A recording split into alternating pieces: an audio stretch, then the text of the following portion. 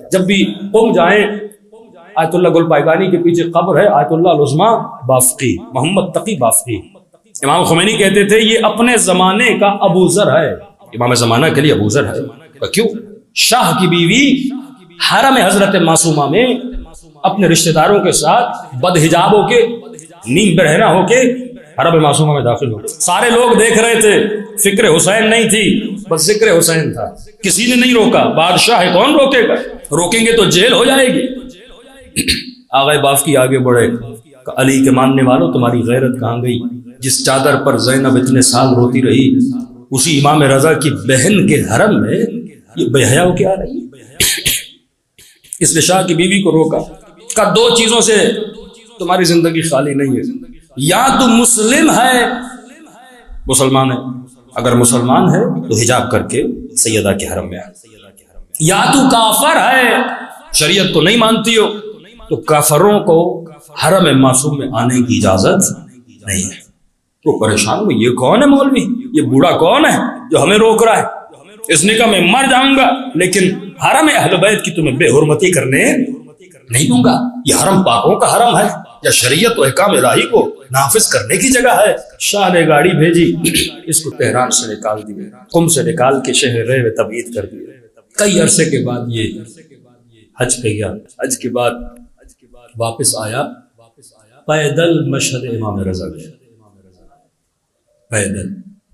اور اس سفر میں اسے 3 مرتبہ امام زمانہ کی زیارت نصیب ہوئی، 3 مرتبہ کا۔ ایک مرتبہ جب مشہد پہنچا، سخت سردی، برف باری ہو رہی تھی، اتنی سردی کہ اگر میں باہر رہتا تو میں اس سردی میں مر جاتا۔ پہلے زمانے میں قہوے خانے ہوتے تھے، حکے وکے لوگ پیتے تھے، اندر چائے حکا سب چل رہا تھا۔ اس نے کہا اندر جاتا ہوں تھوڑا گرم ہو جاؤں گا۔ جیسے اندر گیا تو میں نے کیا دیکھا، اس محفل میں لوگ شراب پی رہے ہیں۔ اس نے کہا، حسین نے کہا تھا میں یزید کی بیعت نہیں کروں گا کیونکہ یہ شرابی ہے۔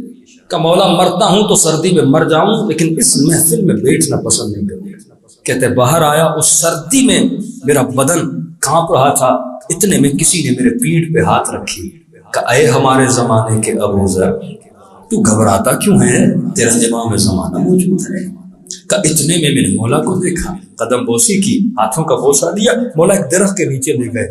آغا محمد تقی کہتے سارے درختوں پر برف کی چادر بچھی تھی، لیکن جس درخت پہ امام زمانہ مجھے لے گئے وہ درخت سبز تھا، اس کے نیچے بیٹھا، نہ سردی لگ رہی تھی نہ گرمی لگ رہی تھی۔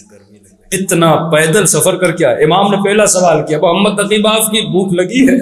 میں نے کہا مولا بڑا لمبا سفر کیا ہے۔ کہ امام نے رومال نکالا، رومال میں 2 روٹیاں تھیں، اور امام نے اپنے ہاتھوں سے روٹی توڑی اور مجھے کہا محمد تقی باف کی روٹی کھا لے۔ ہمارے لیے بھی یہ باعث شرف ہے کہ ایسے شیعہ کے ساتھ مل کے روٹی کھائیں۔ یہ کون ہے جس نے سیرت حسین کو زندہ کیا ہے؟ کہ مولا پھر کب دیدار کرائیں گے؟